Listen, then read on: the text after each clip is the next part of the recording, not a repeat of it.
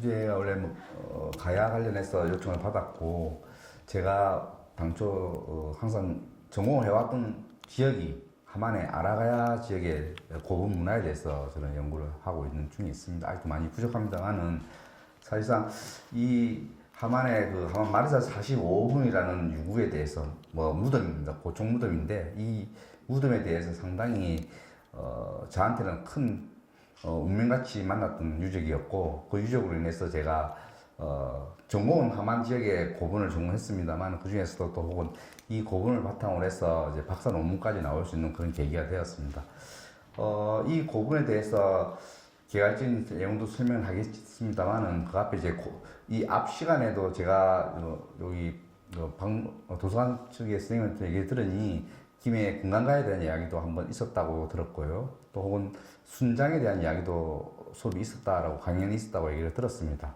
그래서 우리가 지금 이제 금강가에 대한 이야기도 들었고, 순장에 대한 이야기도 들었고, 그러면 저는 이제 함안에 대한 아라가야, 가야에 이번에 그러니까 작년, 재작년 9월에 가야 유네스코의 가야 고분, 7개 고분이 그 유네스코에 등재된 것은 아마 여러분들 잘 아시리라 생각합니다. 그 중에 우리 대학이 위치하고 있는 우리 지역에 있는 김해 대성동 고분군도 그 중에 한 개가 되겠고, 지금 오늘 제가 발표하게 되는 함안 마리산 고분군도 유네스코 7개 고분군 중에 한 개의 고분군에 해당합니다.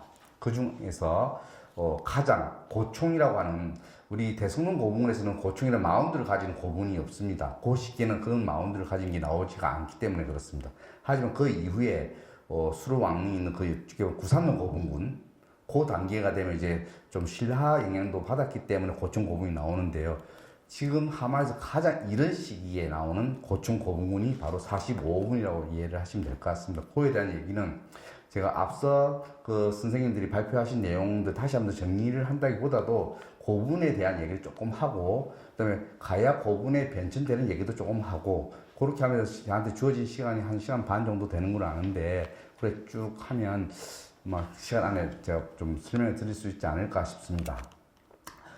지금 보이시는 이 토기들은 상행토기라고 합니다. 상행토기. 어떤 형태를 가진 토기죠. 근데, 아마 유례 없이 이 5점이 다 보물로 지정이 되었습니다. 보물입니다. 이번에 한 2, 3년 전에 보물로 지정되었는데요.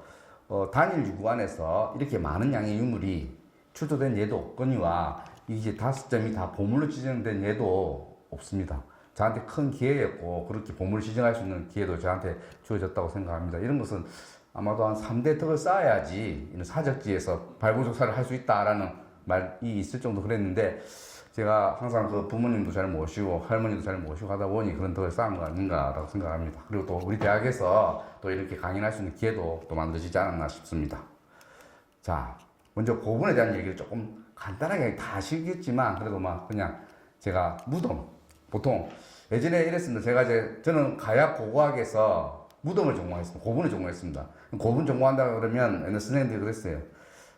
이 전공하시는 다른 선생님들이 쌍놈도 아니고 무슨 무덤을 파고 다니라고 이런 얘기를 많이 하셨는데, 사실상 이 고분에는 많은 자료들이 포함되어 있습니다. 어느 유적보다도, 어느 유구, 문화재 조사하는 것보다도 고분을 조사를 하다 보면 그 안에서 많은 양의 우리가 알아볼 수 있는 것이 많이 있습니다. 거기에 대표적인 것이 바로 그들이 가진 구성원들 신분이나 적극적인 반영된 무덤인데, 여기서 보면 독특한 사회 현상이라든지 정치, 문화, 경제 등등을 알 수 있는 부분들이 있습니다. 그래서 우리가 왜 무덤을 연구하는가 하면, 이 고대에는 사회적인 부의 가치 있는 것을 무덤에 많이 넣습니다. 자기 살아있을 때 죽게 된다면 그럴 때 할 수 있는 무덤에 소비되는 부분들이 있는데, 이런 것들을 통해서 알 수 있는 것이 바로 이런 정치적인 부분들, 경제적인 부분들, 그다음에 정신세계, 사회, 문화 등등 모든 것들이 집합되어 있는 과학 기술까지도 포함이 되어 있습니다. 어떤 구조로 무덤을 만들고, 이렇게 시대에 따라서 달라지는 부분들이 있습니다. 그래서 이런 메리트를 가지고 제가 이제 무덤을 전공해야겠다는 라고 생각했던 것이 벌써 한 25년이 넘어간 것 같습니다. 제가 고고학을 한 지는 25년이 훨씬 더 넘었고요. 그래서 여하튼 제가 2018년도 정도쯤에 45분을 발굴 조사를 하게 되었고, 정말 지금 생각 돌이켜보면 정말 좀 안타까움이 많이 있습니다. 그때 좀 더 조사를 조금 철저하게 할 것이라는 그런 아쉬움이 많이 남습니다만은, 그래도 현재 여지껏 가야 지역에 하게 된 고분군 중에서 모든 것이 다 나왔다고 생각하시면 됩니다. 이 무덤 안에서는. 시대를 막론하고 5세기 전반 정도 되는 시기인데도 불구하고 이 고분군에서 나올 수 있는 것들은 다른 고분군에서 나올 만한 것도 전부 다 이 고분군 안에서 모든 것이 다 나왔다고 생각하시면 됩니다. 뭐 기금술부터 시작해서 위세품 등등 모든 것들이 다 나왔다고 보시면 되겠습니다. 저희도 그때 한참 그 조사할 당시에 제 그 책임 조사원으로 조사를 그때 참여했었습니다만은 아주 많이 설레었던 것이고 그러면서 함안군하고도 참 많이 싸웠습니다. 군수가 하도 정치적으로 뭘 자꾸 이용하려고 그랬어서 이 유물을 뭐 가져와라 어째라 저렇게 했길래 이 제가 좀 많이 그건 많이 기억했던 그런 기억이 나서 그래서 아직도 제가 박사학위도 하만 가지고 썼지만 함안군하고는 안 친합니다. 김해하고 저 더 친합니다. 자, 그러면 이제 가야 묘제에 대해서 조금 간단하게 이거는 그냥 서비스 차원에서 얘기하는 것이니까 그냥 쑥쑥쑥쑥 지나가겠습니다. 묘제가 이래 가야 무덤이 이래 변한다라고 생각하시면 되는데요. 뭐 어쨌든 앞서 말씀드렸던 부분인데 기본적으로 가야 무덤은 대성동 고분 박물관 가봐도 알 수 있습니다. 그럼 묘제가 어떻게 변한다는 게 있는데 기본적으로 이 온감묘는 뭐 신석기 시대부터도 나오기 때문에 좀 생략을 하더라도 목감묘라는 게 있습니다. 목감묘라는 게 있고, 그 다음에 목강묘라는 게 있고, 석강묘, 석신묘가 있는데, 가야의 중심 시기는 보통 목감묘부터 석강묘 2단계라고 보시면 됩니다. 이 석신묘도 늦은 단계에 나타나긴 하지만, 이건 신라의 영향을 좀 받았어. 가야가 멸망하는 것이 병합되면서 신라의 영향을 받아서 나타나기 시작하는 무덤이라고 보시면 되는데, 그러면 이 목감묘가 어떤 것이고, 목강묘가 어떤 것인지, 그 외 석강묘, 석신묘에 대해서 세세하게 조금씩만 한 1분씩 정도 시간을 두면서 제가 넘어가겠습니다. 요거는 온감이 넘어가겠습니다. 지금 보이시는 게 이제 목감입니다. 요즘 많이 화장 문화가 많이 와서 낙고를 하거나 뭐 이렇게 이렇게 모시는 경우가 많지만 과거에는 불과 한 20년, 30년 전만 해도 직장을 해서 목 간에다 시신을 안치해서 장례를 치렀었습니다. 그죠? 그럴 때 정도 되는 사이즈입니다. 이렇게. 형태는 보통 판재로 만들어지거나 혹은 통나무로 반을 잘라서 안에 구유형 목관이라고 하는데 통나무 반을 파서 만드는 무덤도 있습니다. 이렇게 하는데 규모는 그렇게 크지 않고 지금 현재 우리가 화장을 할 때도 넣는 목관 정도 사이즈 정도의 규모였습니다. 이런 무덤들이 어디에 있었냐면 주로 그 김해의 대순 고궁 하단부 쪽에 위치하는 시기나 1, 2세기 정도 되는 무덤들입니다. 규모가 작습니다.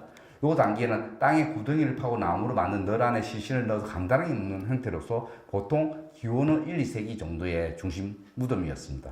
이 단계가 수로왕 단계였다고 보시면 되는데 우리 수로왕릉 아주 크게 무덤이 만들어져 있지 않습니까? 그럼 왜 그렇게 크게 만들어졌을까? 사실상 좀 안 맞는 경우도 있습니다.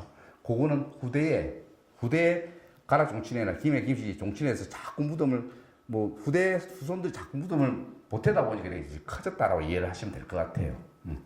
그래서 이 무덤에서는 주로 여기 지금 구지로 고궁에 나타난 무덤인데요. 보면 요 무덤이 되어 있고 요쪽 작은 목관을 설치하고 그 안에 시신을 안치하고 들어가 있습니다. 그리고 요 안은 좁기 때문에 유물을 부장할 수 있는 공간이 아주 협소합니다. 뭔가 넣고 싶은데 그러다 보니까 이 유물을 이런 옆에다 조금씩 몇 점씩 넣습니다. 요게 바로 1, 2세기 때 무덤을 만드는 경우가 있고요. 그래서 이런 목가면은 구릉의 말단이나 주로 평지상에서 만들어지고 있고 주로 무덤이 형태는 이제 3cm 내외의 판재를 피업자상으로 만들기도 하고 아까 말씀드렸던 통나무를 반 잘라서 통나무관을 만들기도 한다고 말씀드렸습니다. 요 무덤들은 신분에 따라서 유물이 막 차이 나고 그러진 않습니다. 위치도 차이 나지 않습니다. 다만 요갱이라고 하는 아까 앞서 봤던 여기서는 나오지 않습니다만 우리 김해 가야의 생활촌 가야의 숲 발굴조사하다 보면 그 안에 보면 무덤 안에 요 구덩이에 요갱이라는 갱을 쫓겨나는 파냅니다. 그 안에 중요한 유물을 넣습니다. 중요한 건 부채라든지 칠기 혹은 동전, 동경, 거울 이런 것들 위세품 같은 것들이죠. 이런 유물들을 아무나 가질 수 없는 유물 정도만 넣지 그 외에 많은 양을 넣을 수 있는 그런 공간은 되어 있지 않습니다. 그래서 요때의 무덤들은 크게 입지나 이렇게 차이가 나지 않는 그런 단계의 무덤이다라고 보시면 되겠고 요 단계에 추도되는 유물들이 보통 이런 유물들입니다. 조금 좀 부드럽고 단단하지 않는 초기 단계의 가야톡이라고 보시면 되는데 솥불 모양처럼 생겼다 해서 우각형 타수가 달려있다. 우각형이라고 합니다. 솥불 모양 항아리라고 얘기하기도 하고 주머니 포켓처럼 생겼다 해서 주머니 항아리라고도 하는데 이 단계의 토기들이 보통 1세기에서 3세기, 2세기 정도 때 토기라고 보시면 되겠습니다. 목감묘 단계에 추도되는 토기고요. 그 다음에 이제 오늘 목강묘, 저희 하만 마라선 45분의 유구도 목강묘라는 무덤입니다. 이 무덤은 상당히 이제 대성동 고궁을 나타나는 무덤의 중심 무덤이라고 이해를 하시면 되겠는데요. 그 무덤들이 보면 사이즈가 얼마나 하냐면 지금 지금 앞에 탁 지금 타 있지 않습니까? 요 정도 되는 사이즈 정도 되는 아주 큰 규모가 커지기 시작합니다. 요때부터 커지는 것은 권력이 크게 나타나기 시작하면서 비로소 왕도 나타나기도 하고 또 많은 양의 유물을 부장하기 위해서 이렇게 조성이 되기 시작합니다. 아까 봤던 목가묘가 요 정도 한 사이즈라면 이제 목가가 이렇게 커지면서 형태가 나타나기 시작합니다. 그래서 요렇게 무덤을 크게 만들려고 그러면 많은 노동력과 힘이 필요하게 되는 것이죠. 그래서 무덤이 차이가 매우 크고 여기 엉키기 구비되는 그런 단계가 아마 구지봉이 애꾸지라고 하는 그 대성문 구릉도 역시 이제 왕가의 금강가의 왕가의 무덤들처럼 그 안에 이런 무덤들이 많이 조성이 되어 있는 상태로 보시면 되겠습니다. 그 단계에 나타난 유물들이 이런 토기들이 지금 확인되고 있는 것이라 보시면 되고요. 그 다음 단계 이제 빨리 좀 넘어가겠습니다. 이건 석강묘인데 그 단계 앞선 단계는 다 나무로 만들었다 그러면 이때부터는 돌로 만들기 시작합니다. 돌로 만든다는 것은 나무로 만든다는 건 금방 무너지거나 오래 견디지를 못합니다. 그래서 더 견고하기 위해서 이렇게 돌로 만들기 시작하는데 이게 가야의 어떤 중심적인 시기에 나오는 수혜시 석강묘라는 돌로 만든 무덤입니다. 역시 앞서 봤던 목강묘라든지 이 석강묘 같은 경우는 재질만 나무에서 돌로 바뀌었다는 것이지 그 외에 큰 사이즈나 그런 것은 달라지지 않았습니다. 그때 이 가장 대표적인 것이 가야지에서 확인되고 있는 무덤의 형태라고 보시면 되겠습니다. 그래서 이 수혜식 석강묘와 금방 봤던 목강묘 같은 경우는 이렇게 위에서 아래로 한 번 넣고 끝나는 무덤의 구조입니다. 하지만 그 다음 단계가 되는 석실묘라는 단계는 이제 추가장이 이루어지는 무덤인데 그 뒤에 다시 한 번 더 설명해 드리도록 하겠습니다. 그래서 이렇게 보여지는 것들이 이제 수혜식 석강 돌로 만든 무덤들입니다. 가장 일반화되어 있는 이게 규모도 큰 것들도 있고 작은 것들도 있고 그렇습니다. 여기 지금 보이는 것은 김해 예안이 우리 지역에 있는 예안이 고문군에 사용되고 있는 무덤들이 되겠고요. 그때 단계에 나타나는 유물들은 조금 시기가 떨어질수록 이제 유물의 변화도 많아지고 다양해지기 시작합니다. 이렇게 커변 토기들도 나타나기도 시작하고요. 그러다가 금방 말씀드렸던 석실묘, 신라의 영향을 받았다. 우리 김해에 있는 구산동 고문이라든지 그런 고문군에서 확인되고 있는 석실묘들입니다. 최근에도 구산동 고문 발굴 조사에서 이런 무덤들이 확인되었는데요. 그 앞시기의 무덤들은 일회성, 한 번 넣고 끝입니다. 한 번 넣으면 이제 더 이상 넣을 수가 없어요. 시신 한 구만 넣고 끝나는 건데 이런 석실묘라는 것은 가족묘입니다. 그래서 낙골당처럼 한 명 넣고 그 다음에 또 할아버지 돌아가시면 또 넣고 할머니 돌아가시면 또 들어가고 또 뭐 아들이든 손자 누가 돌아가시면 또 넣고 이렇게 해서 여러 사람들이 들어가서 이쪽에 하단부 담백 쪽에 이렇게 한 부분을 터가지고 문을 만들어냈습니다. 그래서 이쪽에 여러 사람들이 들어갔다 나와서 하는 아주 경제적인 묘라고 생각하시면 되겠습니다. 요즘 낙골묘라 해서 지금 낙골당이 모시지만 당 아니라 묘에다 문을 달아서 들어가는 경우가 있었잖아요. 최근에 그렇게 잘 안 쓰긴 하지만 예전에 있었던 걸로 알고 있습니다. 그런 무덤하고 비슷한 것들이에요. 이게 시기는 한 6세기에서 7세기 신라의 영향을 좀 받았던 그런 무덤입니다. 백제의 영향도 좀 받게 되고요. 그런 무덤이 바로 이런 구조입니다. 바로 이렇게 네모타게 방을 만들고 이런 쪽에 입구부 문이 있었던 것. 바깥쪽에서 문을 마감을 했기 때문에 이런 양상이 나타나고 내부에는 이런 인골들이 여러 구들이 나타나기 시작합니다. 지금 보시면 여기도 인골이 있고 여기도 있고 여기도 있고 같은 날 죽은 게 아니라 돌아가신 게 아니라 여러 사람 넣어서 추가장이 계속 이어지는 그런 무덤의 형태를 보여주는 겁니다. 여기 이 묘 같은 경우도 역시 김해 예안리에서 확인된 무덤인데요. 보시면 이제 인골들이 잘 남아 있습니다. 그죠? 보통 우리나라 땅은 산성한 땅이기 때문에 잘 썩고 잘 남아있는데 물이 있거나 습기가 많은 좀 남아있는 경우도 있습니다. 별로 좋은 건 아니죠. 아닌데 여기 같은 경우는 강가 주변입니다. 예안리 부분. 그래서 주변에 폐각이 많이 조개 껍데기가 그게 많이 있다 보니까 이런 인골들이 잘 안 썩고 알칼리성 되면서 더 단단해져가지고 이렇게 잘 남아있는 인골의 형태가 됩니다. 그래 동물뼈하고 사람뼈하고 구별하시는 분 혹시 아시나요? 동물뼈인지 사람뼈인지 딱 보면 아는 방법이 있는데 혹시 아실까요? 아시는 분 있으실까요? 동물뼈인지 사람뼈인지 의사 선생님도 잘 모르는데 저희들은 압니다. 고각하는 사람들은 만져보면 압니다. 만져봐서 기분이 뭐 아무렇지도 않으면 어떤 뼈일까요? 사람뼈가 아니고 동물뼈겠죠. 만져 좀 찝찝하고 느낌이 그러면 동물뼈가 아니라 사람뼈가 되는 것이죠. 뭐 그건 제 농담을 하는 얘기인데 우리 발굴 현장에서 이렇게 경험 삼아 항상 인골도 많이 나오고 요게 지금 삼국시대 무덤에 나온 인골이긴 하지만 또 조선시대 분묘에서도 이런 인골들이 잘 나오거든요. 회강묘라든가 횟가루를 입으로 넣고 무덤을 만들기 때문에 잘 안 썩게 하는 그런 경우도 있습니다. 거기 때 나타나는 이제 여기 아까 석신묘 단계에서 나타나는 무덤들입니다. 이렇게 병으로 바뀌어가는, 아까는 항아리였는데 호였는데 병으로 바뀌어 신라되는 무덤의 형태입니다. 그래서 이게 가야의 무덤들은 크게 봤을 때 이렇게 목강묘에서 석강묘, 석신묘 이렇게 바뀌는 단계. 여기가 지금 구산동 고분군 우리 김해에 있는 고분 발굴조사 했던 모습이 되겠고요. 이렇게 들어간 입구가 있는 주가장이 만들어진 석신묘 단계고, 나무로 만들었던 무덤이 돌로 바뀌고, 돌로 이렇게 튼튼하게 이제 방의 개념으로 바뀌어서 간다라고 이해하시면 되겠습니다. 그래서 가야, 그러면 이제 우리가 오늘 다뤄야 되는 무덤은 이제 목강묘이기 때문에 목강묘는 어떻게 만들어지는지를 한번 보겠습니다. 맨 처음 이렇게 여러 사람이 구덩이를 팝니다. 이렇게 무덤 구덩이를. 이 사람이 실제 사이즈라 보시면 될 것 같아요. 이 사람새. 이만큼 정도 여러 사람이 들어갈 수 있는 공간에 크기를 가지는 무덤이라고 보시면 되고요. 이 무덤에다 나무로 각을 짭니다. 이렇게 통나무를 가져와서 각을 여러 사람이 짭니다. 짜고 난 다음에 그 안에 많은 양의 유물을 넣습니다. 이렇게 크게 무덤을 만드는 것은 나를 가시하기 위해서 많은 양의 유물을 넣습니다. 그래서 이렇게 많은 양을 넣고, 뭐 아시는지 모르겠습니다만 이렇게 철정이라는 덩이 있어요. 그때 당시 화폐 같은 철 같은 화폐도 넣고, 그리고 시신을 안치합니다. 그 다음에 이렇게 나무로 뚜껑을 덮고요. 그 다음에 봉분을 만듭니다. 봉토를 만들었는데 아마 많은 시간이 지나면서 이 봉토가 잘 안 남아있어서 김해 대성동 고분군에서 봉토가 안 남아있을 뿐이지만, 내부 조사를 하면 이 봉분이 함몰돼 가지고, 아까 돌로 만들었고 돌로 뚜껑돌 덮여놨으면 그래 좀 오래 갈 텐데 나무로 만들었기 때문에 시간이 지나면 수백 년, 수천 년의 시간이 지났으면 이게 무너집니다. 함몰되면서. 그 위에 제사를 지냈던 토기들이 가운데 들어가 있어요. 이렇게 토기가 들어가 있습니다. 함몰되면서 그 안에 토기가 나오는 것이죠. 그래서 그 상부에 이런 제례 행위를 하면서 봉물을 마무리했다. 요게 45번에 다 나타나는 양상들입니다. 하만마리산 고분군에서 나타나는 양상인데, 그걸 제가 이제 쭉 한번 설명을 드리도록 하겠습니다.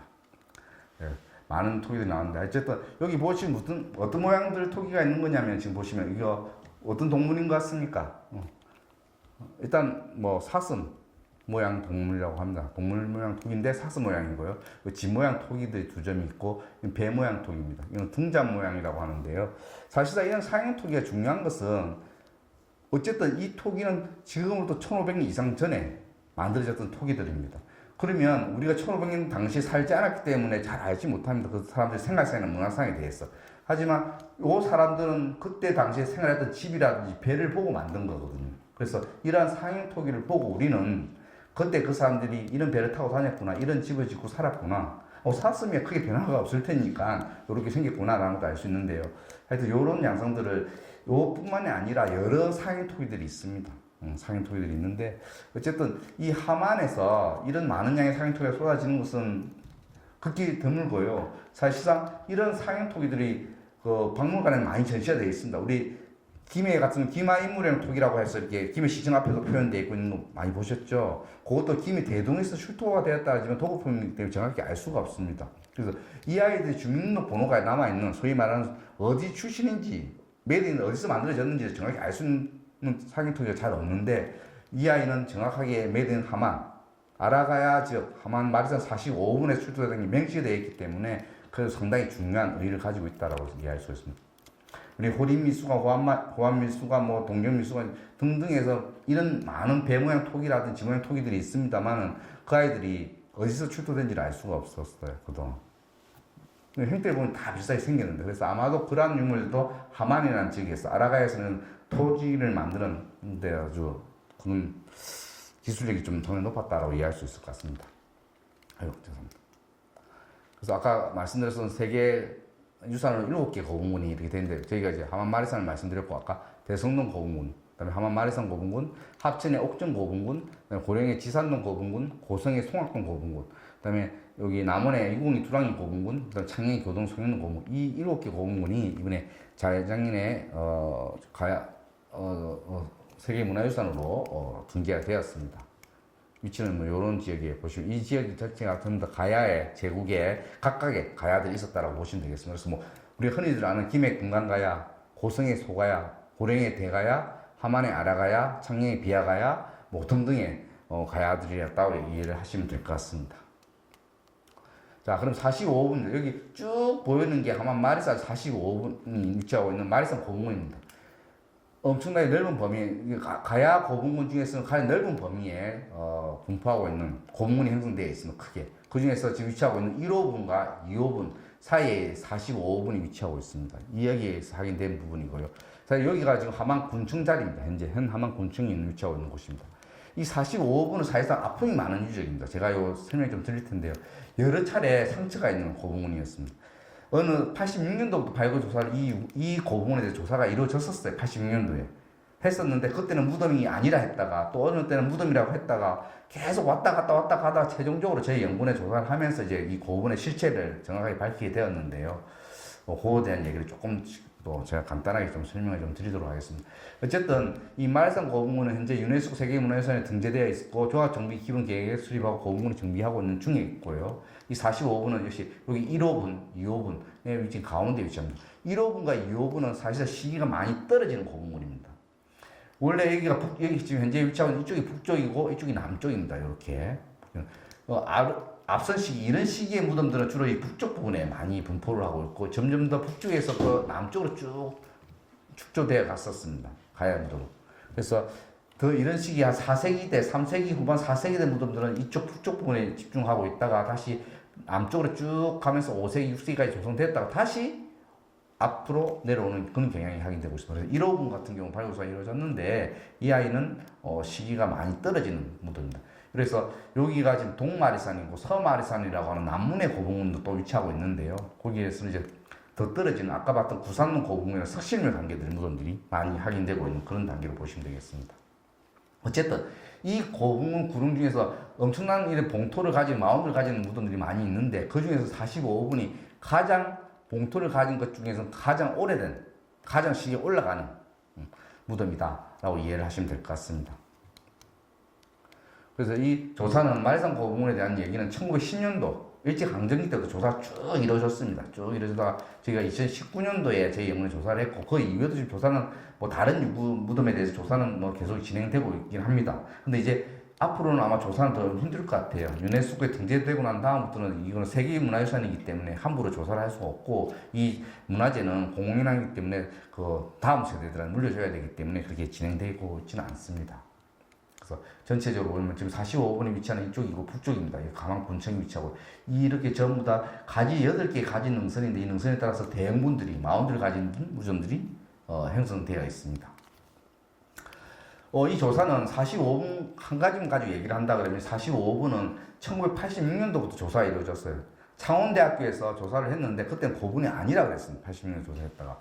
그래서 92년도에 다시 조사를 하면서 고분이 아니라 해놓고 이렇게 1-D5분을 또 명명을 하고 있습니다. 그러다 2014년도에 또 조사를 이루어지고 2018년에 이루어지고 결국 2019년도에 저희가 본격적인 조사를 해서 그전에는 뭐 돌로 만든 무덤이었다고 얘기했는데 실제 조사를 해보니까 나무로 만든 가장 이런 식의 목각명 무덤이라는 게 만들어졌습니다. 조사는 이런 과정을 거쳤는데 제가 사진 한번 보면서 좀 설명드리겠습니다. 발굴에 대한 이야기를 좀 말씀드리겠습니다.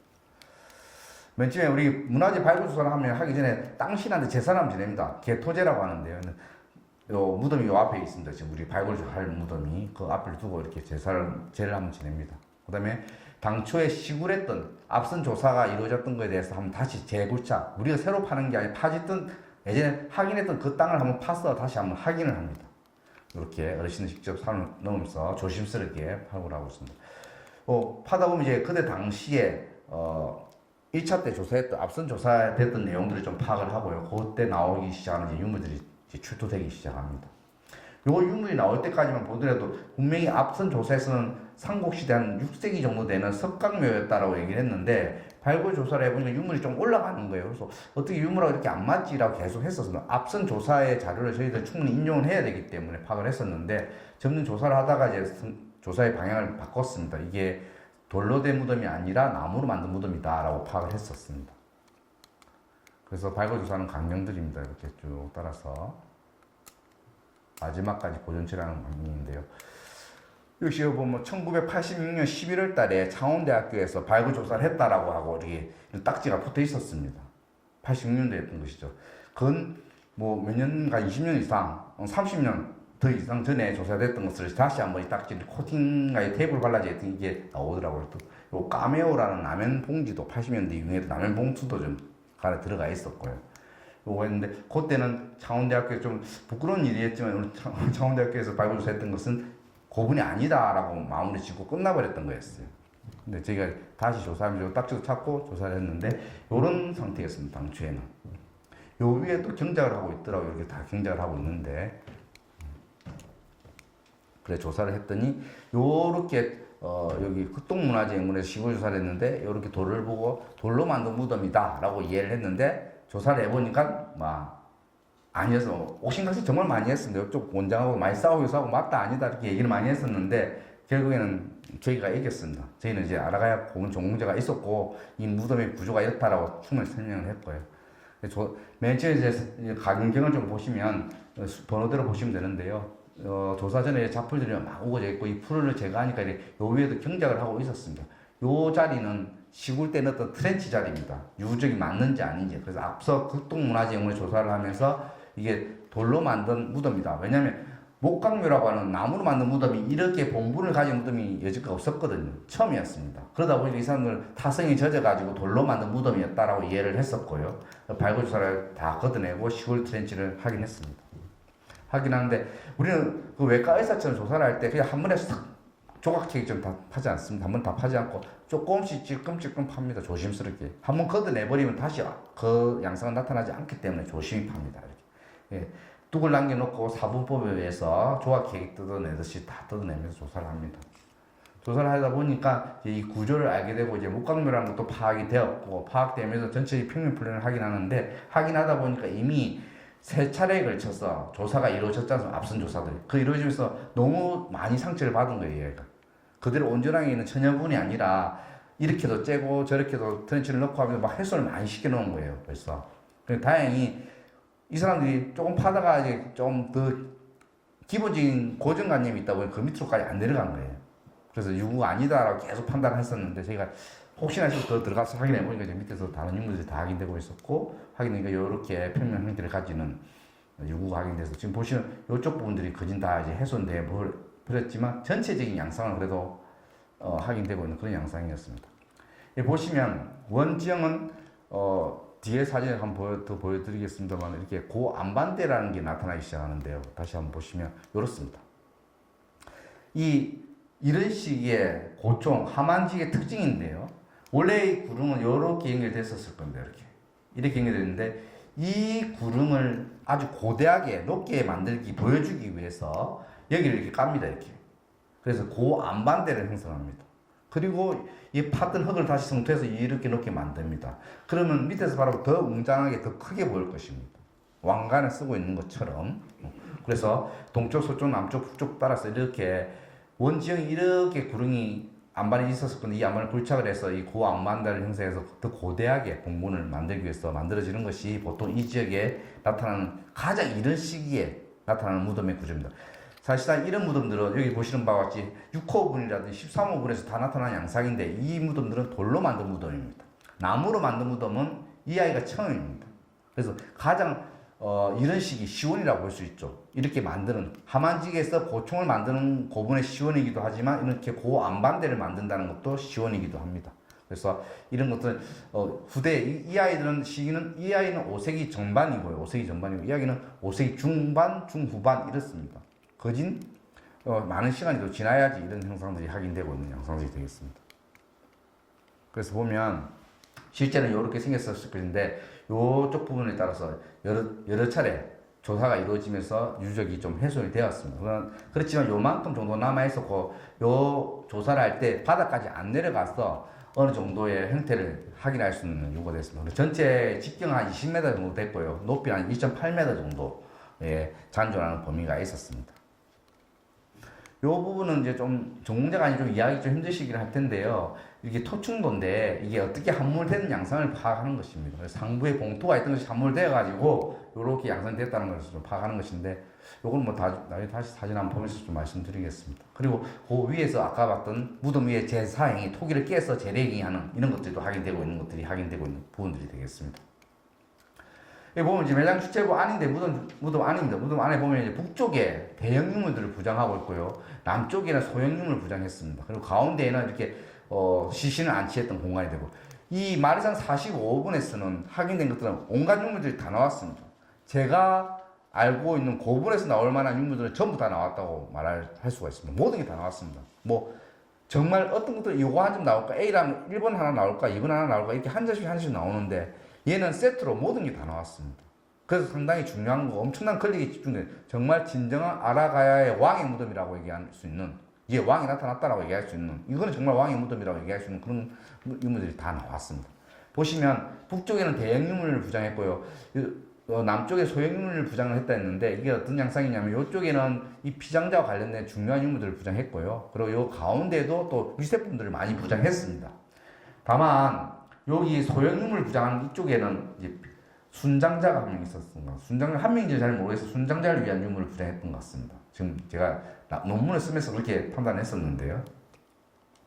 그래서 무덤이 어떻게 만들어지냐면 이 무덤은 맨 처음에 기반함을 안반을 절사해가지고 그 안반대를 조성하고 그다음 내부에 묘강을 설치하고 바닥을 정지하고 그다음 목각을 설치합니다. 목각 설치하는 그 아래 간을 놓을 자리를 위치를 설치하고 그 안에 간대 옆에는 이제 중요한 유물 부장합니다. 그리고 그 위에 목계라는 걸 목계를 뚜껑을 덮고 그 다음에 나무 사이에 흙이 들어갈 수 있으니까 진흙을 가져와서 밀봉을 합니다. 밀봉을 하고 그 위에 그 밀봉한 이후에 토기를 넣으면서 제사행위를 합니다. 그 다음에 이렇게 봉부를 만들어서 유지되었던 현 상태가 이 상태까지 이제 확인된 것이 되겠습니다. 그래서 여기 보면 앞서 말씀드렸지만 이 45억 원에서는 엄청난 양이 많은 유물이 나왔다고 했지 않습니까? 지금 바로 발굴하는 광경 중에서 출토되고 있는 양상들입니다. 유물은 보면 토기류, 철기류, 금동재, 장식물류 그냥 4가지 정도가 나오는데요. 거기 보면 엄청난 양이 뭐 토기, 마구, 무구, 무기, 그다음에 장신구, 뭐 심지어는 이제 하만 아라가에서 처음으로 금동관이 나왔습니다. 금동관 왕의 무덤이죠. 우리가 가야지에서 금동관 출토된 예가 그렇게 많지가 않거든요. 고령의 대가야지요.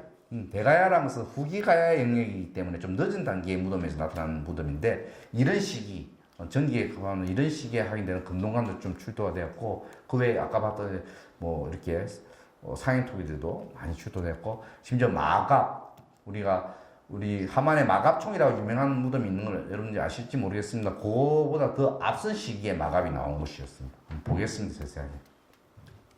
지금 사진이 뭐 빛을 많이 먹어가지고 여기 좀 나오긴 합니다만 세세하게 보시면 이제 북쪽 부분에 대형 토기류들 확인해 보면 이렇게 많은 양의 자기의 그 권력을 가시하기 위해서 많은 양의 유물을 넣기 시작한 것이죠. 이렇게 지금 복원이 되고 어느 정도 형태 나오는 유물들만 이렇게 사진을 찍어 놓은 것이지 상당히 많은 양의 유물들이 100점 이상 유물이 들어와 있었습니다. 여기 맨 처음에 아까 봤던 집 모양 토기 우리 김해 같은 봉황대 유적 가면 이렇게 고산가옥이라는 건물 창고 같은 뭐 복원해놓은 건물지가 있습니다. 그런 거하고 형태가 비슷한 형태의 집 모양 토기입니다. 현재 그 확인된 가양 토기라고 하는 집 모양 토기 중에서 가장 이쁘고 가장 완벽하게 남아있는 토기라고 볼 수 있습니다. 그 다음 보시는 게 사스 모양 토기입니다. 실제로는 이렇게 출토가 되었고요. 이 머리 부분이 깨어진 상태로 확인되었고 나중에 복원해서 이렇게 확인을 했습니다. 그 다음 요 아래에 보이는 이제 배 모양 토기가 이제 확인되고 있고요. 네, 등잔 모양 토기입니다. 등잔 모양 토기. 그 다음에 집 모양 토기 하나 더 나왔는데 집 모양 토기 한 개는 다 깨진 상태로 확인되었습니다. 실제적으로 이제 다 조사를 해서 복원을 하니까 이런 형태로 다 복원이 되었습니다. 그래서 등잔 모양 토기, 집 모양 토기 2점, 그다음에 사스 모양 토기, 배 모양 토기. 집 모양 토기 1점은 지붕이 없는 상태로 확인되었습니다. 원래 없었습니다. 근데 구울 때는 있었는데 보장할 당시에는 없었던 것 같습니다. 그래서 요 관찰을 해보니까 구울 때는 있었습니다.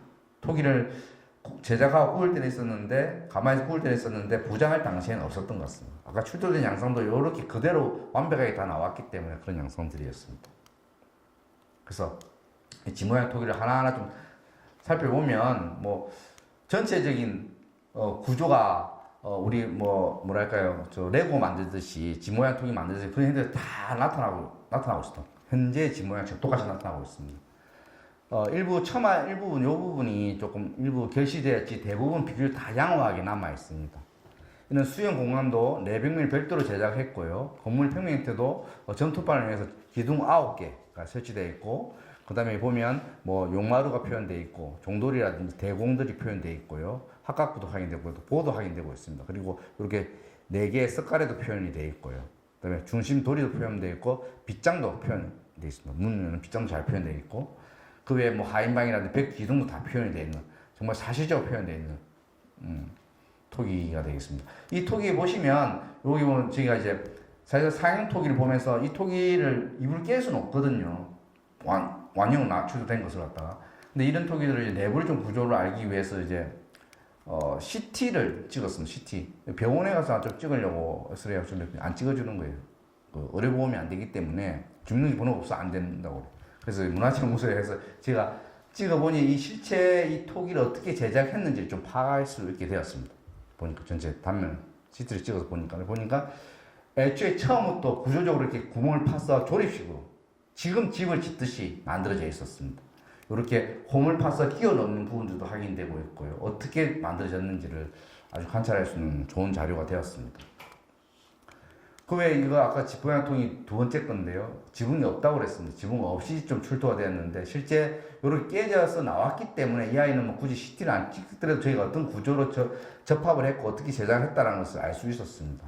그리고 이쪽 부분의 일부분과 이쪽 부분을 살펴보면 원래 지붕이 있었다는 것도 확인이 되고 있고 접합했던 흔적들이 확인되고 있습니다. 그리고 그것이 구울 때는 있었는데 구고 난 다음에는 깨어졌다는 것도 확인이 되고 있습니다. 그래서 각각 형태는 앞서 봤던 이게 아까 1번 먼저 출토됐던 집 모양 토기고 이게 두 번째 나왔던 집 모양 토기인데요. 형태를 본다면 크게 유사하긴 하지만 그래도 제작하는 부분에서 상품과 하품으로 좀 나눠질 수 있으리라 생각이 됩니다. 그리고 여기 보면 일본의 동경국립박물관에서 소장하고 있는 토기인데 형태도 참 비슷합니다. 전부 다. 가야지에서 출토된 것인데 어디서 출토된지는 알 수가 없었는데 이런 양상을 봐서는 이 두 개의 토기가 하만 마르사 45번에서 나왔기 때문에 하만 지역에서 아라가야 지역에서 이런 토기를 생산했을 가능성이 상당히 높다라고 얘기할 수 있는 부분들이 이 집 모양 토기뿐만 아니라 뭐 뒤에 나오는 배 모양 토기도 그렇고 여러 가지 동물 모양 토기들도 그런 것들이 많이 있습니다. 여기는 이제 사스 모양 토기입니다.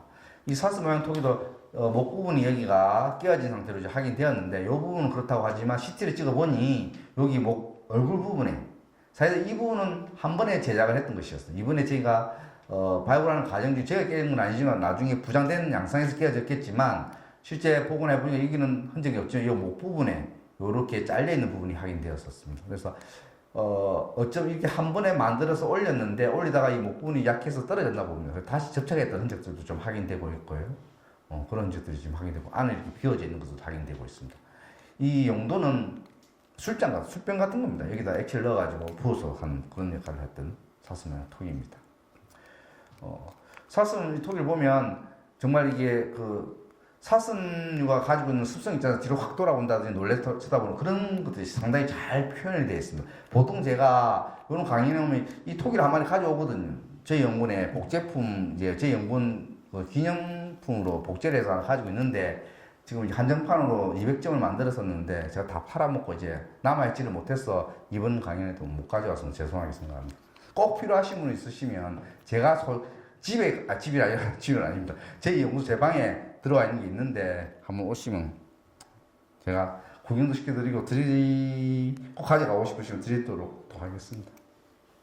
이렇게 엑스레이가 CT를 찍어보니까 목 부분이 접착했던 흔적도 확인되고 눈과 콧구멍도 표현이 되어 있고요. 이거 이렇게 다 표현이 되어 있는 그런 토기가 되겠습니다. 안에 이렇게 비어져 있었습니다. 그 다음에 이제 배 모양 토기입니다.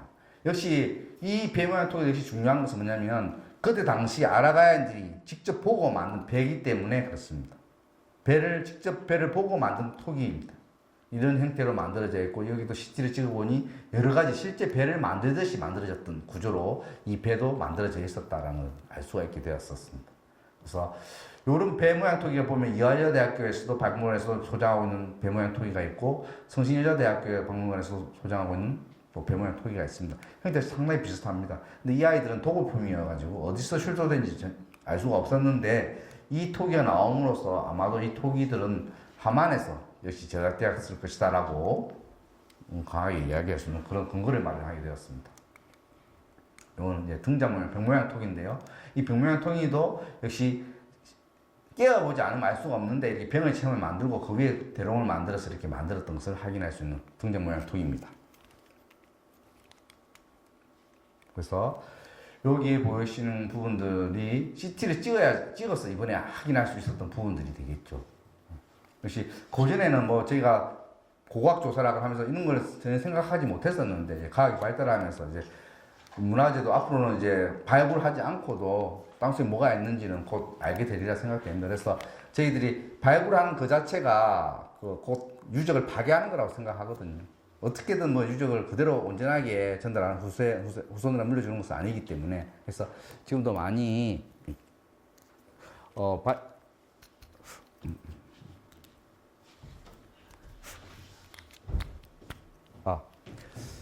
지금도 많이 문화재 조사를 함에 있어서는 많이 이제 아껴두는 그런 양상들입니다. 그래서 함안의 마르산 고궁도 마찬가지지만 김해에 있는 대성동 고궁도 이번에 얼마 전에 그 작년에 비가 많이 와서 좀 무너졌지 않습니까?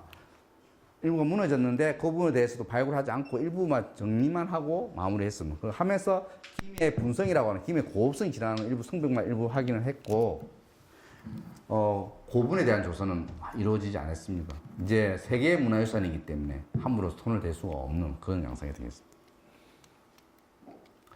지모양 토기들 세부 사진입니다. 저희 고고학하는 사람들은 이렇게 발굴 조사를 하면 여러 각도로 사진도 찍고 또 실측도 하고 그대로 그려냅니다. 1대1로. 보시면 나중에 다시 한번 보여드리겠습니다. 지모양 토기 두 번째고요. 이 아이는 이제 깨진 상태로 확인되었기 때문에 그 양상들을 이렇게 쭉 복원을 해봤습니다. 이렇게 실제 집을 짓는 모습대로 실험 공학식으로 이렇게 했고 이런 건축 방법에 따라서 앞서 봤던 이런 토기들도 제작되었다는 것도 아까 CT를 찍어서도 저희가 확인을 했고요. 동물원의 토기입니다. 요거는 이제 저희가 실제 토기를 실제 1대1로 제어해서 하나 한 점을 찍으면서 이렇게 실제로 이렇게 그려내는 양상을 하면 관찰을 하고 어떤 식으로 제작을 했다는 것을 파악하는 부분입니다. 역시 여기에 보이는 이 사슴의 토기에 보면 여기 투창이라는 대각고 다리 부분인데요. 토기의 다리 부분인데 이 다리 부분에 보면 이렇게 구멍이 뚫려져 있는 게 있습니다. 보통 김해 지역에서 나타나는 토기의 형태도 있고 고성 지역에서 소가야 지역에서 나타나는 구멍도 있고 창녕 지역에서 나타나는 토기 구멍도 있습니다. 근데 여기 보면 이 불꽃 문양이라고 하는데 하얀문이라고 합니다. 하얀문. 이러한 불꽃 문양은 어디냐면 함안만 나옵니다. 다른 지역에서는 안 나옵니다. 그래서 요 불꽃 문양만 보면 이 토기는 함안에서 만들었구나 라고 하는 아라가야 지역에서 만들었구나 라고 알 수가 있습니다. 그처럼 그런 특징이 있는데 역시나 이 함안에서 출토되었지만 이 불꽃 문양도 또 딱 되어 있는 그래서 누가 보더라도 안 그래도 함안 건데 이렇게 정확하게 표현이 되는 토기다라고 이해하시면 될 것 같습니다. 배 모양 토기입니다. 실제 실측했던 도면이 되겠고요. 등장 모양 토기입니다. 그래서 여기 보시면 진모양 토기가 45분에 출토됐고 이거는 창원 석동이라는 유적에서 확인됐고 이거는 출토지가 미상인데 동력국립박물관에서 소장하고 있는 부분이고요. 요거는 이제 함안지에서 많이 출토된 등장 모양 토기입니다. 그리고 이 배 모양 토기는 아까 삼성 니은박물관에서도 있고 호림박물관에서도 있는 배도 있습니다. 근데 다 출토지가 미상입니다. 여기 보면 또 개인이 소장하는 요 멧돼지 있는 잔이 있고요. 또 거북이 잔도 있는데 리움대 출토지가 다 미상입니다. 요거는 45분에서 확인됐고 요것도 45분 출토된 겁니다. 그래서 이러한 사행 토기들이 사실상 도구품들이 많고 출토지가 다 미상이고 알 수가 없었는데 이번에 45분에서 5점이 나오고 이 5점이 보물로 지정되면서 다른 유물들 다 비교를 해보니 아마도 이러한 유물들도 역시나 함안 아라가야 지역에서 생산되었을 만들어졌을 가능성이 상당히 높다라고 얘기를 할 수가 있습니다. 이건 토기 제가 별로 좋아하지 않는 함안군에서 만든 거긴 합니다만은 한번 조금 동영상을 잠시 좀 보겠습니다.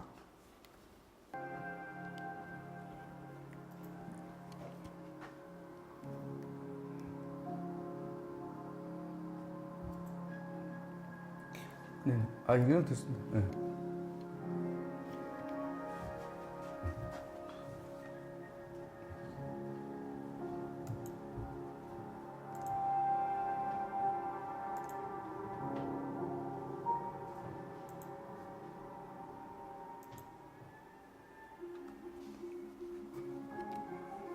사슴 모양 토기입니다.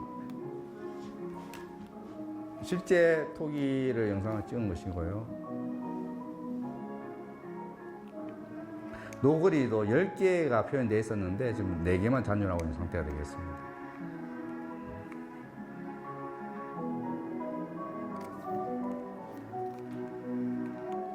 빗장도 표현이 되어 있고 백기둥도 표현되어 있고 지붕 이 부분들이 다 있었던 것을 확인할 수 있는 흔적들이 이렇게 이 부분들이 눌려져 있는 부분들 보면 지붕을 이렇게 접촉했던 흔적들이 확인되고 있습니다.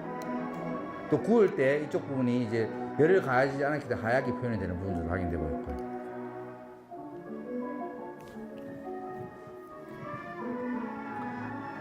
실제 여기에다 액체를 넣고 여기다 주전자 역할로 하는 요리 잡고 술주전자 같은 그런 역할을 했던 톡이라고 보시면 됩니다.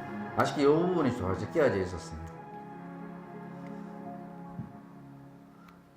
정말 조사할 당시에 좀 더 많은 시간만 주어졌다면 거기 나오는 흙 한 점 하나 흙을 전부 다 채를 치고 확인했었더라면 이런 깨진 편들도 다 찾을 수 있지 않았을까라는 많은 아쉬움이 지나고 나니 이제 생각이 납니다.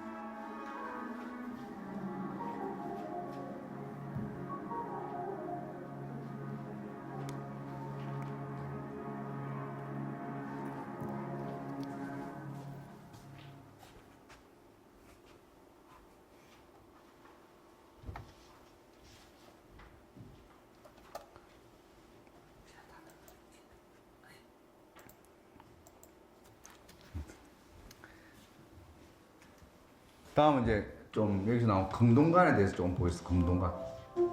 못 가야 될 것 같아요. 함안에서 처음으로 나온 금동관이고요. 요것도 너무 아쉬운 점이 있습니다. 발굴할 당시에 요겁니다. 네. 발굴할 당시에 이쪽 부분에서 확인되었는데요.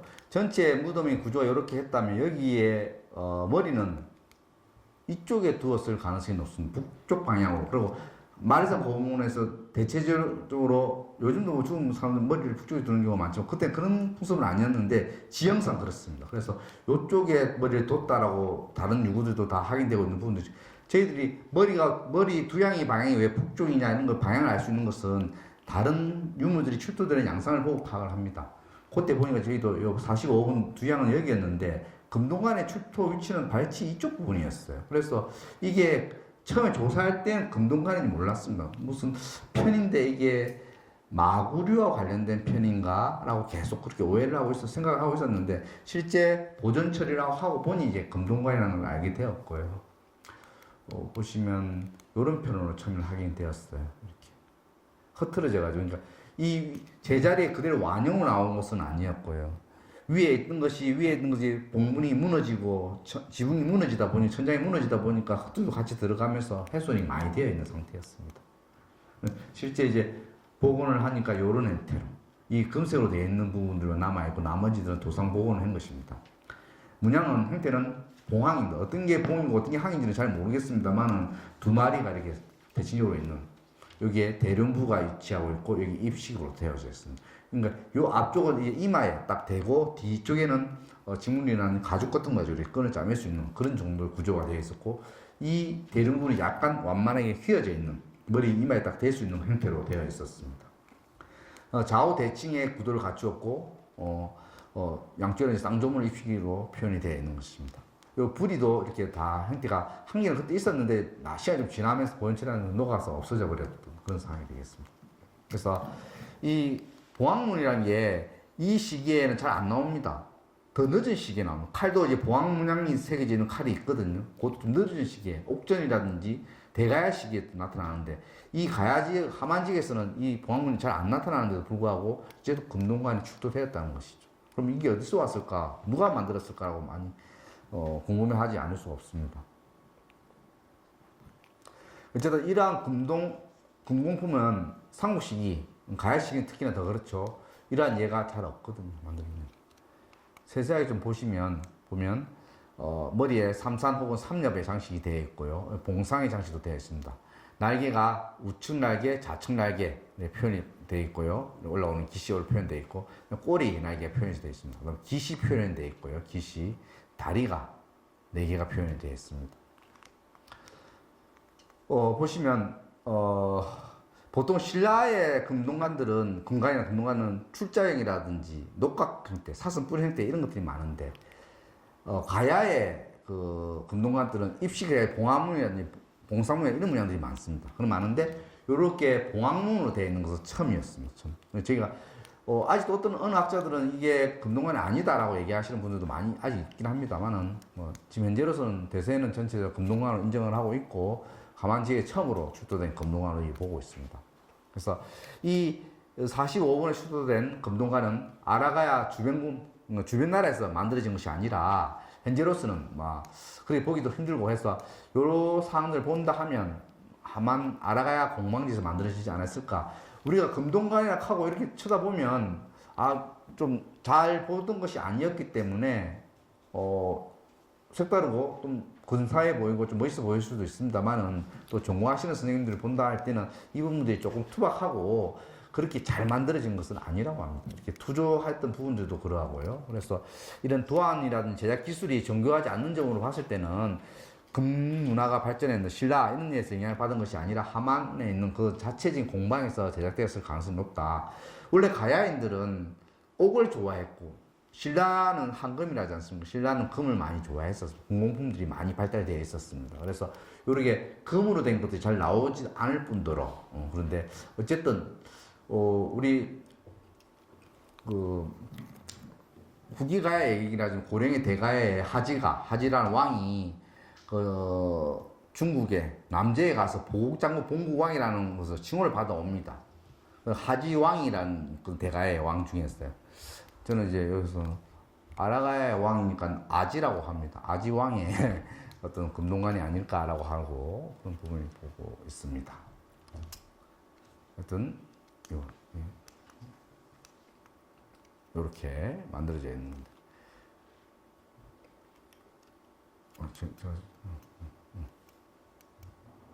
이런 형태로 실제로 이렇게만 나와 있는 상태가 되겠습니다. 이렇게 투조가 되어 있는 부분들도 확인되어 있고요. 앞서 봤던 사진은 도상 복원해 놓은 사진입니다. 세세하게 복원한다면 이렇게 되어 있습니다. 약간 이렇게 공률적으로 휘어져 있는 상태입니다. 이마에 딱 대면 자연스럽게 저는 되어봤습니다. 제가 가지고 있었어요. 제 연구는 계속 3년 동안 제 연구는 있었고 이런 유물들을 정말 가깝게 관찰할 수 있는 그런 기회가 있었습니다.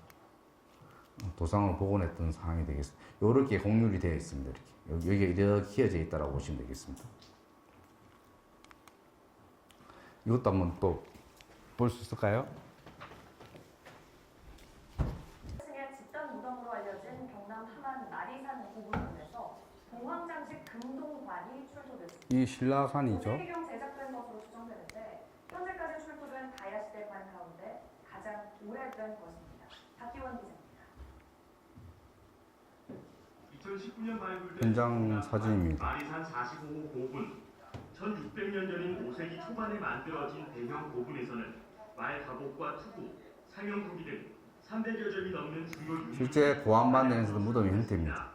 이곳에서 수습한 유물 가운데 이번에 다 보물로 지정됐던 지정됐던 모양의 금동관은 전체가 아닌 일부로 길이 16.4cm, 높이 8.2cm, 뿌리, 날개, 다리와 꼬리깃 등이 선명한 두 마리의 공황이 마주보고 있는 대칭 구조입니다.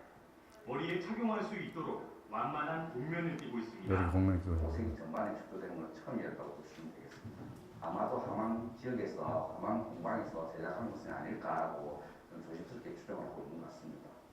여러 부품을 조립해 완성하는 기존 금동관과 달리 전체적으로 하나의 금속판에서 통으로 제작한 방식이 특징입니다. 공황을 디자인한 금동관은 국내에서는 처음 나뭇가지나 사슴뿔 모양의 신라 금관이나 풀이나 꽃을 디자인한 대가야나 백제와는 전혀 다른 양식입니다. 현재까지 완성된 가야시대 관 가운데 가장 오래된 데다 아라가야에서 금동관이 출토된 것도 이번이 처음입니다. 상당히 위세가 높았던 아야가야의 왕족들이 실제 어떤 형태의 관을 썼는지 어떤 형태의 금귀걸이를 했는지 그런 건 전혀 알 수가 없었는데요. 가장 오래된 금동관 자료가 나와서 아라가야 금속공예 문화를 살펴볼 수 있는 봉황장식 금동관, 기존 대가야와 금관가야 중심의 가야사 연구에도 상당한 변화가 있을 것으로 기대됩니다. KBS 뉴스 박기훈입니다. 네. On your own time.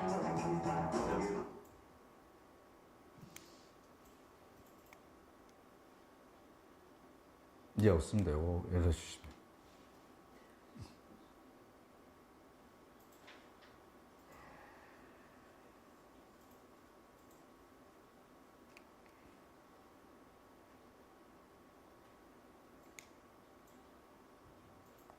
네.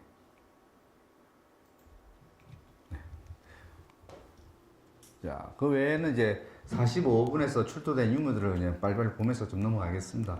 정말 앞서 말씀드렸지만 45분에서는 전부 다 나왔습니다. 제가 고분에서 나올 만한 자료도 전부 다 나왔다는 것처럼 금방 사양 토기들, 여러 가지 이런 토기들 한 점만 나와도 어느 고분에서 이런 게 한 점 나왔다고 난리가 납니다. 그런데 저렇게 많은 양의 사양 토기도 나왔는데 거기에다가 아까 봤던 금동강까지 나왔습니다. 평생 살면서 금동강 한번 조사할 수 있는 기회가 있는 사람도 많을 수도 있고요. 한 번도 없을 수도 있습니다.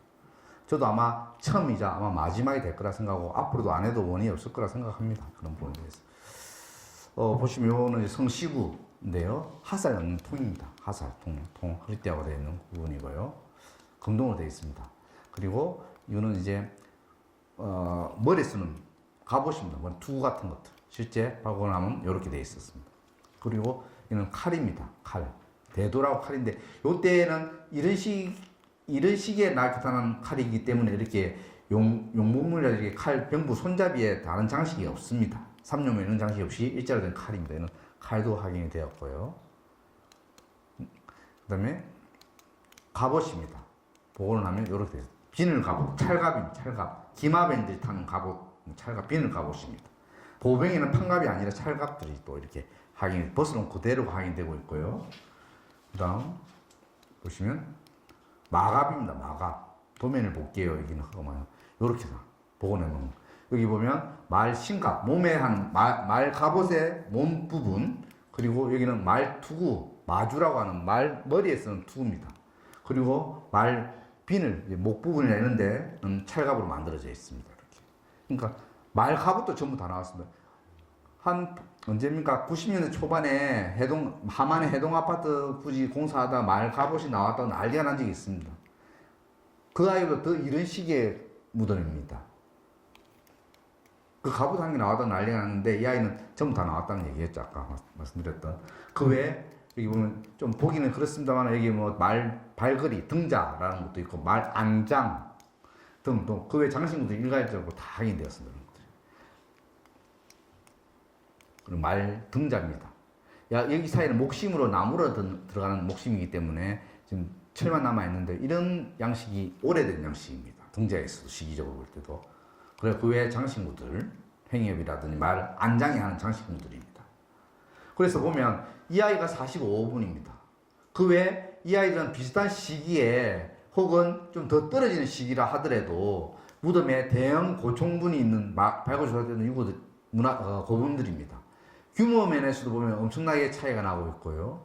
그 다음에 내부에 출토된 유물 양상을 보더라도 이 아이들이 가지고 있는 것들은 모든 것이 다 나왔습니다. 여기 있습니다. 그래서 이 45분은 다 기조사된 다른 무덤하고 비교했을 때 정말 비교도 안 될 정도의 많은 양의 유물과 위계가 있는 유물들이 집중적으로 들어가 있다는 것이죠. 그럼 이때 어떤 일이 있었는가라고 잘 생각해 볼 필요가 있습니다.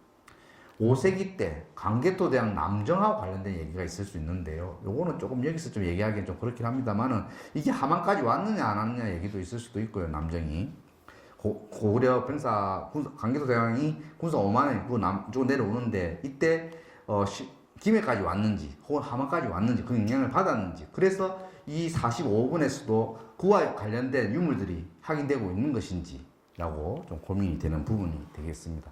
여하튼 이 45분 안에서는 칼, 철모, 제가 사진 다시 한번 보면서 말씀드리겠습니다. 하여튼 다양한 위세품, 기본적인 것은 다 이때 그 이상으로 상당한 유물들이 집중적으로 확인되었다. 볼 수 있습니다. 뿐만 아니라 이런 하만의 토기의 가장 특징적인 것이 이렇게 불꽃 문양이 됐습니다. 불꽃 문양, 하얀문 토기라는데 이 불꽃 문양만 나오면 무조건 하만 토기입니다. 100% 이 문양은 하만에서 출토됩니다. 다른 지역에서 출토되긴 하지만 하만께 걸로 간 겁니다. 근데 이 문양은 조금씩 변해갑니다. 처음에는 요거는 제가 다시 보면 요걸 보고 말씀드려요. 처음에는 이런 불꽃 문양을 이렇게 바로 만들 수 있는 머리가 없어가지고 삼각형을 하나 만들고 밑에 동그라미, 반원의 동그라미를 만드는, 따로따로 만들다가 이게 합체가 됩니다. 합체가 되면 요런 형태로 나옵니다. 그래서 가도기적인 단계죠. 요게 가도기적인 단계입니다.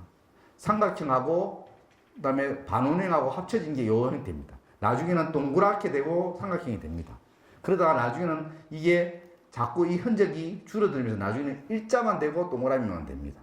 가장 늦은 단계는. 이게 하얀문도 이렇게 변해가는 시기에 따라서 한 5세기 후반 정도 되면 이런 문양도, 투창의 문양도 달라집니다. 그건 함안박물관에 가보시면 쭉 하얀문의 변화 양상을 쭉 관찰할 수 있는 시대에 따라서 그 무덤의 묘제도 달라지는 것이죠. 목각묘 단계에서는 이렇게 나오다가 석각묘, 석실묘 단계 나오면 이제 그런 형태로 바뀌는 것들도 확인할 수가 있습니다. 그래서 보면 이 45분 이제 이 유구인데요. 이 유구고 아까 봤던 마갑총이라 했던 거, 해동아파트 부지 마갑총 조사했다는 유구가 바로 뒤에 떨어져 있습니다. 5세기 2, 4분기에 정도에 출현한다 하고 있고, 이 마갑총 5세기 전반에 확인되었다라고 하고, 그 앞 시기에 나타난 유구가 이 뭐 3호분도 있고 42호분 등등 있는데, 여기에 보면 투창의 형태 아주 이 가장 가만히 흔히 나오는 고베라는 톡인데요. 상당히 규모도 큽니다. 그리고 여기 45분에 출토된 유물들은 사이즈 자체가 아주 큽니다. 주문 생산해서 만들었기 때문에 일반 서민의 경우도 어느 무덤을 쓸 수 있는 그 구조 가진 계층의 무덤에서 나타나는 토기가 제 손바닥만 타다면 이 아이들은 손바닥 2배 정도 사이즈를 주문 생산해서 아주 양질의 토기를 만들어냈습니다. 그래서 보면 상당히 기고도 토기도 엄청 큰 양상들이 확인되고 있습니다. 그래서 보면 전체적으로 보면 크게 각을 2개를 만듭니다. 외각과 내각을 만들고 그 안에 목관을 설치했고요. 그 다음에 북쪽에 대형 토기를 부장하고 남쪽에 소형 토기를 부장하는데, 이 남쪽에 소형 토기를 넣는 이유는 순장자를 위한 토기입니다.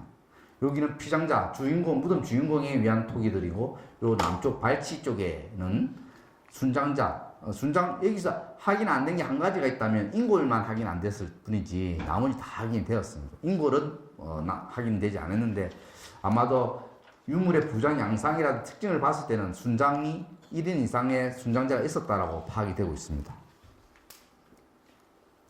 왜냐하면 1인 이상 순장자가 있었다 파악하는 부분은 여기서 나타난 유물 양상하고 전혀 다른 유물들이 확인되고 있거든요.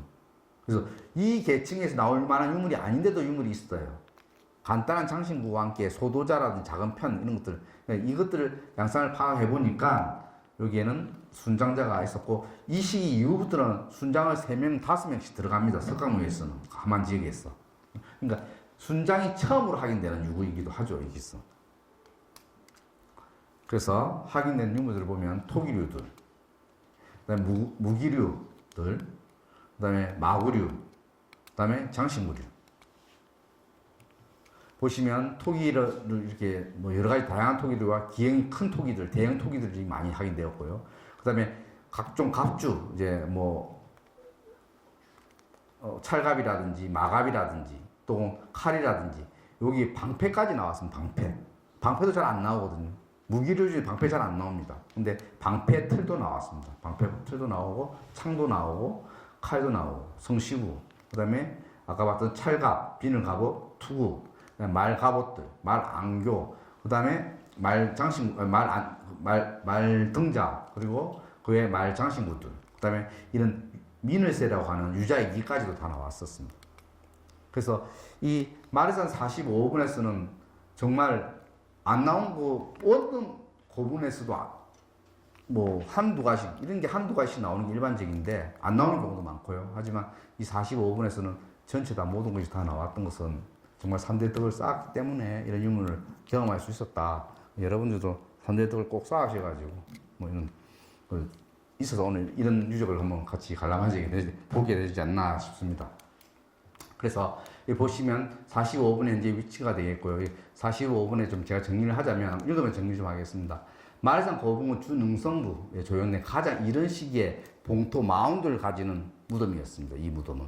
다른 마운드를 가진 무덤이 있었지만 이 시기보다 올라가는 무덤은 아닙니다. 가장 오래된 무덤입니다. 이 시기. 현재까지 확인된 유구 중에서. 근데 아마도 전반적으로 다 봤을 때 더 이상 올라가는 그 마운드를 가진 유구는 확인되지 않을 것입니다. 이게 아마 시원이 될 것입니다.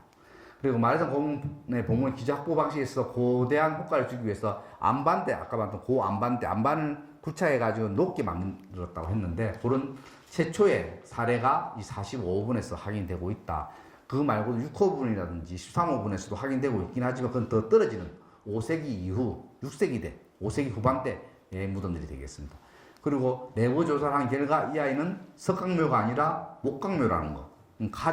목강묘에서는 가장 이런 시기 건 아닙니다만 어쨌든 고총을 만드는, 그러니까 요때부터 5세기 전반이라 했는데 이때 실제적인 왕이라고 얘기할 수 있는, 국가라는 얘기를 할 수 있는 세력들이 만들어지지 않았을까라고 생각을 합니다. 그리고 이 무덤은 상당히 깊었습니다. 보통 목감은 그렇게 깊지는 않는데 지금 토심이 한 2m 이상 아래에서 확인되고 있고, 심장했던 깊게 들어갔던 것을 가능성을 확인할 수 있었습니다. 그리고 내부에서는 정말 다양한 토기들과 위세품이, 동일 분묘, 한 분묘 안에서 이렇게 많은 양의 유물들이 위세품이 확인된 일은 없었다. 그래서 이러한 45호분은 동군의 입지, 위치, 구릉의 마지막 자락에 제일 높은 위치에 조성이 되었습니다. 이런 식의 무덤은 이쪽 부분에 확인이 되고 있는데, 이 아파트가 해동 아파트입니다. 아까 마갑쪽 나왔다는 아파트입니다. 마갑쪽 나왔다는 아파트고. 그래서 이 45호분은 본분의 입지와 본분의 묘가 규모, 내부 구조, 부장된 유물의 위세품 등등을 보았을 때는 5세기 전반에 아라가야의 정성기 때 만들어졌던 최고의 수장인 왕의 무덤이라고 감히 말할 수 있는 그런 왕릉이었다라고 얘기를 할 수가 있겠습니다. 그래서 요 모습들은 이제 뭐 당시에 저희 조사할 당시에 광경들이고요. 참 현장을 많은 분들이 와서 보시고 가셨는데요. 이런 사진들이 되겠습니다. 네. 그래서 이상으로 이제 발표를 좀 맞지가 않은데 이게 지금 현재 복원되어 있는 상태의 45호분이 되겠습니다. 그래서 이 45호분은 뭐 사실상은 많은 아픔이 있었던 유구였고요. 86년도부터 발굴조사가 이루어져서 4차례에 걸쳐서 발굴조사가 이루어져서 비로소 이제 2018년에 얘 유구에 대한 성격이 명확하게 밝혀졌고, 함안에서는 정말 군수님이 저한테 상 하나 줘야 되는데 그런 거 없더라고요. 없고 저도 군수님 별로 안 좋아합니다. 함안에서는 함안 조씨들이 좀 해야지 뭐 하나 그림 그릴 수 있거든요. 어찌나 그 학예사가 이런 말 표현하긴 하기가 좀 지랄 연병을 들어서 왔어. 갑질을 얼마나 하든지 해서 제가 너무 치여가지고 함안을 안 좋아합니다. 정말 좋은 유적을 파고 정말 좋은 유물들을 함안박물관에 딱 전시가 되어 있고 가는데 정말 뜻깊고 우리 아이들을 데리고 가면 정말 보여주고 이렇게 하고 싶은데 자주 가긴 자주 갑니다만 참 아쉬움도 많고, 정말 다시 제가 이 고학을 하면서도 앞으로도 이런 유적을 다시 또 발굴할 수 있을까라는 많은 설렘도 많고 부족함도 많았던 그런 유적이 되겠습니다. 이상으로 45분에 대한 발굴 이야기를 마치도록 하겠습니다. 감사합니다.